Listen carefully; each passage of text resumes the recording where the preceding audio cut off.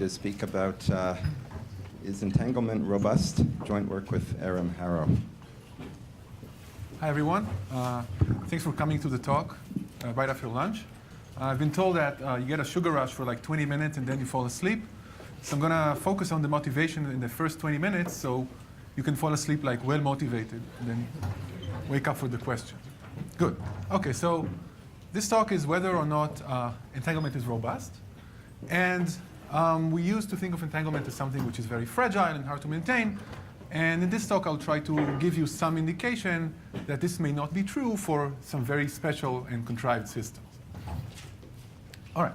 So the highlight of the talk is that we show a conjecture of Friedman and Hastings from a couple of years back that there exist quantum systems of robust entanglement. This is called NLTS, no low energy trivial states. The name of the conjecture is by Hastings, so not mine. Okay, so, and this is tightly connected to the quantum PCP conjecture, which is one of the major open problems in quantum complexity theory. And it's also connected to another conjecture on the existence of quantum locally testable codes.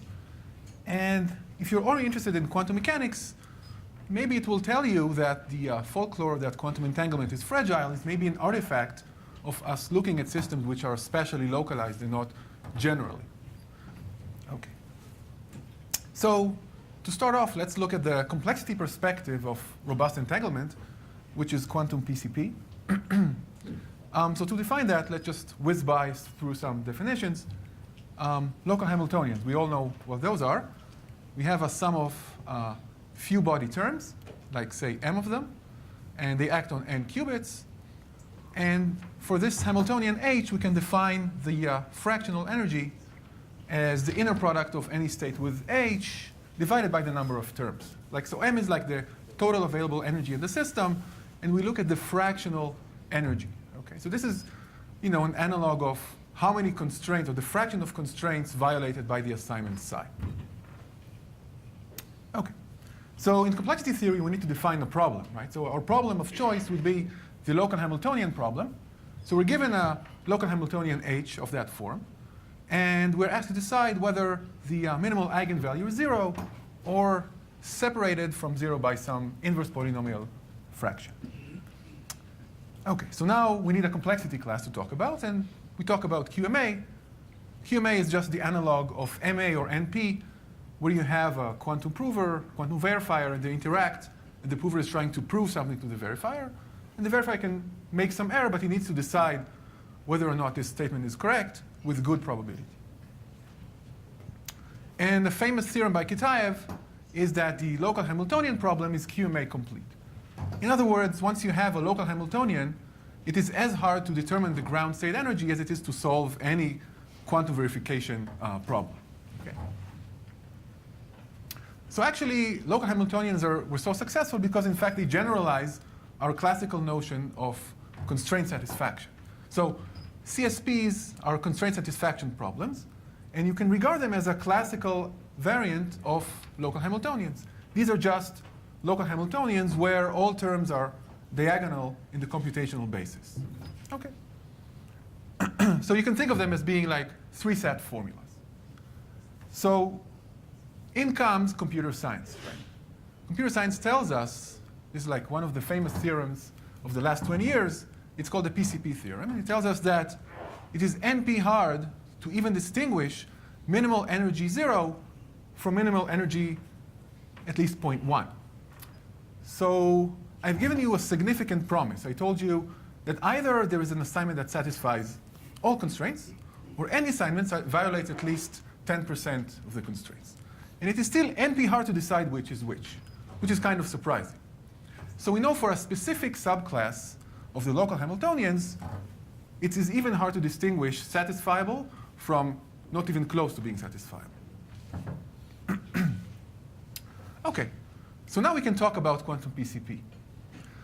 We can define approximate local Hamiltonian problem, where you're given a local Hamiltonian H, and you need to decide whether the minimal eigenvalue is 0, or whether now it's separated by some constant, not 1 over poly, but some constant independent of system size, say 1/3. So now we again have a very large promise. And this problem is, for example, it is NP hard just by the PCP theorem. And it is in QMA, because 1/3 is larger than 1 over poly. Okay? But it is, in fact, an open conjecture, and this is the quantum PCP conjecture, whether this problem is QMA hard. Okay, so we've blown up the promise gap on the problem, and we're asking whether it retains the hardness of any quantum verification protocol. Okay, so that was the complexity theoretics perspective of what does it mean to be to have robust entanglement in some sense. So now we can look at the entanglement perspective of this question, and this is called NLTS. So first, let's quantify entanglement, right? We've seen like many measures of entanglement. In this talk, I would like to relate to another measure, which is just the circuit complexity of a given state. Okay, so someone gives you a quantum state right here, and you're asked to determine what's the entanglement complexity of this state. So what you do is you write a quantum circuit that generates this state while starting from the all-zero tensor product state. So this gives you a quantum circuit, and now you look at the depth of the circuit. In other words, how many layers of these tensor product unitaries do you need before you get to the state? And now the complexity of the state would be the minimal depth circuit that achieves that state. Okay, that's a reasonable measure. It has its problems. It has points of discontinuity and so on, but for our purposes, it's going to be very, very efficient. So now you can talk about NLTS, and it's a conjecture by Friedman and Hastings, as I've said, and we can define trivial states as any quantum states of depth O of 1. In other words, we have tensor product states, and we look at the set of all states that are, nearly tensor product. You can get them by applying a very, very low depth circuit to some tensor product state. And now the conjecture is that there exists a constant C and an infinite family of local Hamiltonians in which all such trivial states have fractional energy at least C. Okay?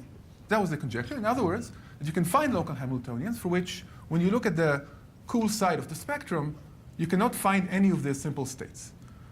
Another way of saying is that if you try to probe the low energy side of the spectrum, you better pack a load of entanglement power with you. Okay? Okay. So this conjecture, note, it doesn't relate to complexity theory. There's no computational problem here, no complexity class. It just relates to complexity of states. And in fact, one can show that quantum PCP implies NLTS. And how does it do that? Well, we can show that if NLTS is false, but now we know it's true, right? But had it been false, then you can find an NP witness to every Hamiltonian. Now, how does that go?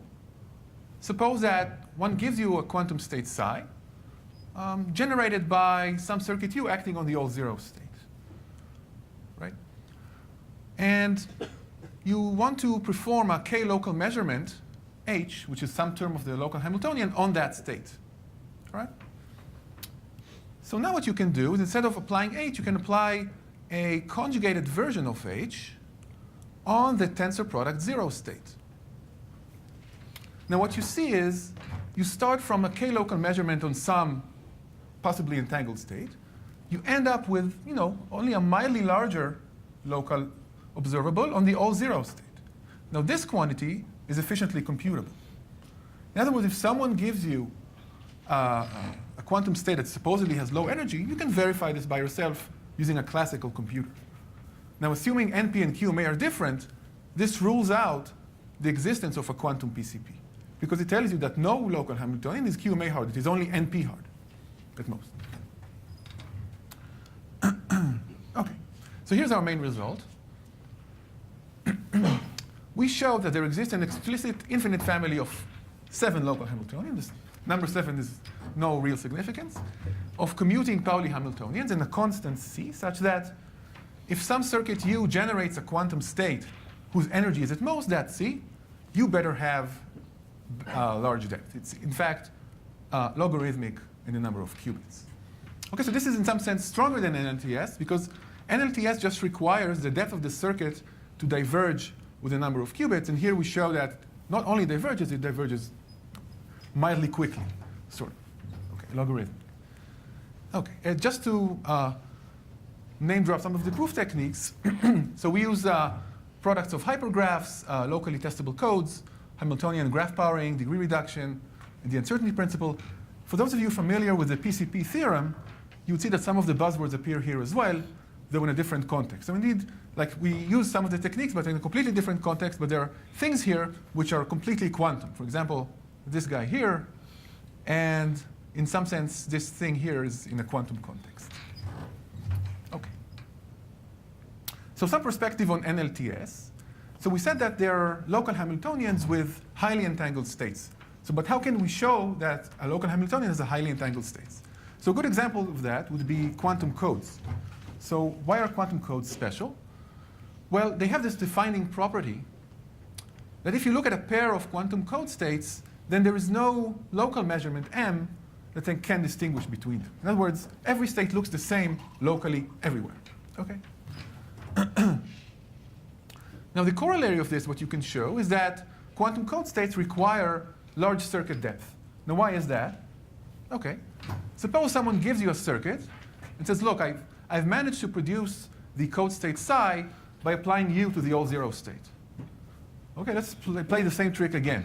Let's take the conjugated projection onto the individual qubits being 0. Okay? This is a mildly local Hamiltonian, right? Just as 2 to the d, right? Most 2 to the d. But now you can see that H distinguishes psi from any orthogonal code state. Why is that? Well, any state orthogonal to psi, if you undo U on that, you get a bunch of strings here with weight at least 1. So this is the only string with Hamming weight 0. Any other state orthogonal to it would be supported on strings of non-zero Hamming weight. Therefore, this guy distinguishes psi from any other one, but it's only mildly local. So there is a contradiction. Therefore, no code state can be locally generated.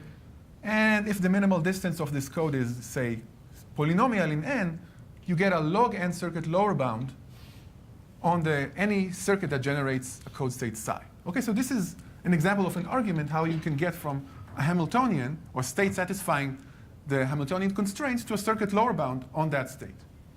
Okay, using error correction. Okay, but now it turns out that this is not such a special property. Many local Hamiltonians have highly entangled ground states. For example, code states, right? Quantum codes. But they have tensor product states that are almost ground states. In other words, approximating the ground energy is not crucially quantum. So NLTS in this context means find a bunch of local Hamiltonians for which the high entanglement property is robust. And if you want to sketch that, you would see, for example, take the bar here, and this thing describes the energy spectrum of the Hamiltonian. So this is the cool side. This is the ground state right here. And now what you want to do for NLTS, you want to raise the energy bar quite a bit, like 1/3 of the way. And you want to make sure that you don't get any of these states or anything that looks similar. Okay. But if I raise the energy bar up to the top point, I would get the full Hilbert space, right? So you obviously can get simple states. But now we just ask, raise it to a mild fraction and prevent the simple states. Okay. So why are local Hamiltonians not robust? There's a short answer to that right now, which is topology. Known systems are usually embedded on low-dimensional grids, like this one. So there's a kind of a simple strategy to approximate the ground energy of Hamiltonians that look like this. And that would be to just cut out boxes in the lattice or whatever, and then find just a state that is in the ground state of all the terms supported on that box, while disregarding any local term that kind of crosses the boundary between the boxes. Now, it is quite easy to show that if you take this tensor product state, like with each one of these little things satisfies the small box, the fractional energy of this guy with respect to the full Hamiltonian is at most the penalty that could have been there at the boundary of each box. It's what the ratio of the boundary of B to the volume of B. So it is very, very small. In other words, if it's a low-dimensional grid, you can increase your box size and bring this factor here down as much as you want, taking only a logarithmic overhead. Okay. So in other words, anything that's on a grid can be divided and conquered. Okay, this is kind of a general strategy for anything on a grid. OK, so in some sense, this question is unfair, right? Because we just thought of systems like this up until now, and now you're asking us to do something which is obviously can't work, right? So obviously, this question is unfair. But now, it turns out that it's a little more mysterious than that, because there are a bunch of results here, Brenda and Harrow, Dorit Aronov and myself, and Hastings, that look at topologies which are the other extreme end of lattices, namely expander graphs, which you cannot divide and conquer by definition. But it turns out that even for special systems that look like this, you can find tensor product approximation regardless. So that was kind of disappointing if you're a quantum PCP fan. OK, so let's dive into the construction now. So now you can fall asleep. OK, that's OK. So what is our goal? Our goal is to define a property of quantum states that arise as ground states of local Hamiltonian. We want to show a circuit lower bound for this property. And furthermore, we want to show that it's robust against a constant fraction energy of the parent Hamiltonian. Right? Up until now, we could have been satisfied with these two. Right? Like we showed like circuit lower bound for code states and so on. But now we want this property to hold up against like severe rattling of the cage. Okay. OK. So let's talk about lower bounds for quantum circuits. OK, so what is this property of quantum states that we want to show implies a circuit lower bound? It is called low vertex expansion. OK, so here is the canonical image to remember. I like to think of it this way. So anytime you have a distribution, say on binary bits, and it looks kind of like parted Cs. In other words, you have two subsets of large measures, say 1/3 and 1/3, that are very, very far away, like linear number of bits far away. This measure is hard to construct. You really need to put an effort to part the red sea. Okay? So essentially, two large measure sets separated by large distance require divine intervention, at least of logarithmic depth. Okay. OK, so now we show that we define vertex expansion, which is an analog of Cheeger's constant for distributions. If you don't know what Cheeger's constant means, it's usually a term that is associated with graphs and expansion of graphs. OK, so we look at a hypercube of n bits, and we specify some parameter m, which is at most n. All right. And now we look at the set of edges that connect every pair of bits with distance at most m. OK, so far this is just a graph. And now we look at the distribution. And we, for each subset of bits of the binary cube of subset S, we look at the boundary of S. And this is the set of strings that are adjacent in S adjacent to S complement, together with the strings in S complement adjacent to S. In other words, it's like some thin boundary of vertices along the edge of S and S complement. And now we define the mth vertex expansion as this hideous expression here. What you do is you look at what is the worst case cut in probabilistic terms in your distribution. In other words, you enumerate over all sets S, and you look at the sets of S with small measures, say at most half.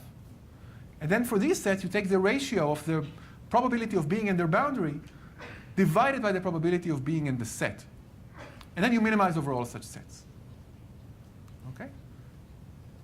So in this sense, this expression is kind of looking for the minimal cut in the distribution. Okay. So here are some examples. Example of a distribution with high expansion would be a single string. In this case, you get a single string with probability 1. There is no set of probability at most half, so by definition, it's 1. But also, the uniform distribution on the hypercube has high expansion for m which is sufficiently large. That also makes sense. Now we can talk about examples of low expansion. What is example of low expansion?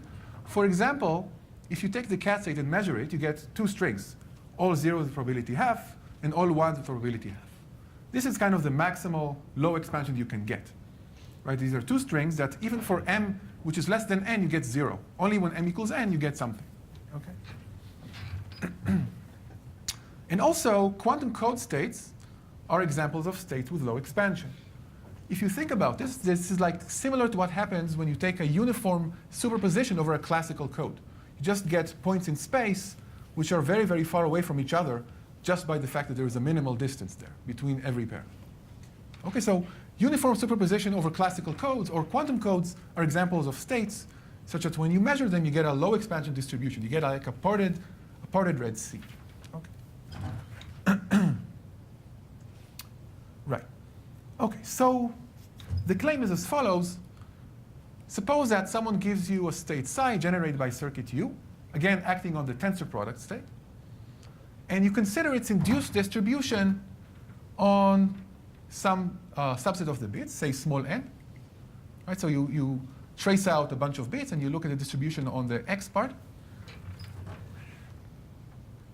And the claim is that the expansion of this distribution, which lives in 0, 1 to the small n, is at least half for m which is sufficiently large. So once you take m to be square root n, you get high expansion. Note that the depth of the circuit, it comes in here. So we need to take m to be at least as large as something which is only exponential in the depth d. Okay. So this sounds a bit complicated. So let's see a first simple classical case. No quantum and no funny business. Right? Here's the claim. Start from a classical circuit C, right, just classical, of depth d. And suppose it receives like n uniform random bits. Okay, just random bits. And it's supposed to output some distribution d. The claim is that d has no large separation. You cannot find a red parted C there. Why is that? It's quite short, actually. You look at two subsets, S and T, each of measures, say, 1/3. And then you look at the pre-image of these sets at the input cube. So you roll back these sets through the circuit. You get C minus 1 of S, C minus 1 of T. Well, since S and T have measure 1/3, these two guys also better have good measure, like each of them 1/3. So now what happens? We get two subsets of the Boolean cube, each with a constant measure. Now, by Harper's theorem or by Talleyrand, or there's a bunch of other theorems, we know that any two constant measure sets cannot be separated by more than square root n. This is kind of a, you can show this by other theorems like Azuma and so on. Therefore, so if the pre-images of S and T are only square root n away, well, the circuit cannot do much, right? It can only blow up their distance by at most something which is exponential in d. Okay? Therefore, S and T are only separated by 2 to the d times square root n. This is a classical case. Okay, I've done nothing funny here. Okay. So let's go to the quantum regime, but gradually. Let's talk about simple state that we can think of, like the cat state. So the cat state has low expansion. Right? Now we want to show a circuit low bound for the cat state in a very, very weird way. Right? So suppose someone gives you a circuit U that generates this state from the all zero string. Again, the same argument. Boring argument over and over again. Okay. So let's look at the conjugated projection onto 0. And the claim is that this local Hamiltonian can distinguish between this big cat and this small cat, where the small cat is defined by just flipping the sign of the all one state. So cat is 0, 0, 0 plus 1, 1, 1, and this is 0, 0, 0 minus 1, 1, 1. Okay? So what do we get here? We find a Hamiltonian, which is 2 to the d local, that can somehow tell apart big cat from small cat. Okay, should we be worried by that? Probably we should. And the reason is as follows. If you look at what the Hamiltonian does, it applies trace H on rho, where rho is either this state or this state. Okay, so, and we know that trace H of rho assigns different values to the left side and the right side. This is kind of by definition. But note that when you just do the matrix operations, right, you get that the local Hamiltonians examine pair xy and the entries xy in the density matrix that correspond to xy that are smaller than the locality of H. In other words, when H looks at the matrix, it can only look at some things. It has like a region of interest which is only as large as the locality of H.